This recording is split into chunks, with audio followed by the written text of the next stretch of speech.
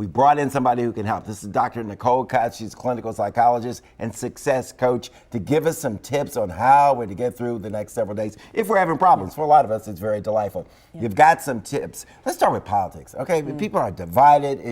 It stirs up, it causes the blood to rise and that sort of thing. Yeah. How do you keep from getting sucked into one of those kind of political conversations? First thing is to be prepared, okay? So you want to center yourself. You want to set a positive intention before you get there to not take the bait, because some people are going to throw it out. Family members are really good at pushing your buttons. So the first thing is to be prepared, be centered, breathe, do your yoga, do whatever you got to do before you get there. Right. And then be prepared to not get in the boxing ring. You know, somebody can say something. It doesn't mean you have to rebuttal. It doesn't mean you even have to comment.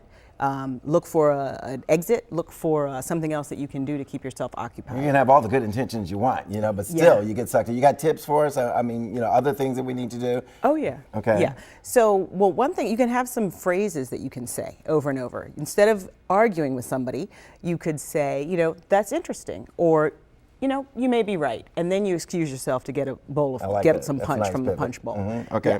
Yeah. All right. Financial stress. Okay, didn't have the money to do what I wanted to do. Didn't money? It's always an issue in this time of year. What do you do?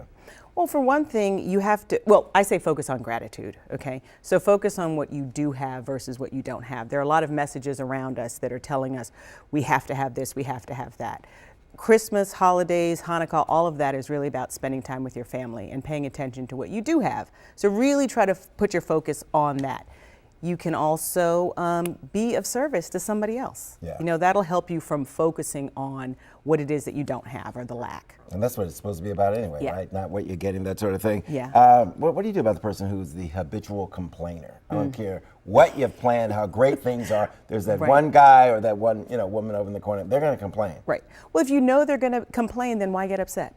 You know they're going to complain, so be prepared. You know, be prepared. You can say, you can be, ask them if they'd like to exchange it, or you can say, I'm sorry you feel that way. Do whatever you have to do, but the family gathering is not the time to get into a fight. Yeah, this is incredible. This is good stuff. One more question. What about the gloomy weather? It gets dark early, it's cold, it's dreary, it could be raining. What do you do about it? A lot of people deal with seasonal affective disorder, and even if you don't have the disorder, this gloomy weather. Get out, get exercise, get your blood up and pumping three times a week at least.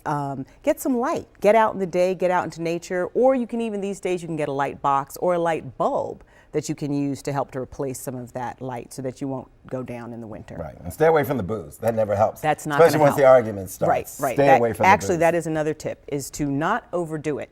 Because when you overdo it, that can exacerbate those arguments. Yeah, okay, and police will be out there waiting for you too. Right, that's not good either. Thank you very much, this is great.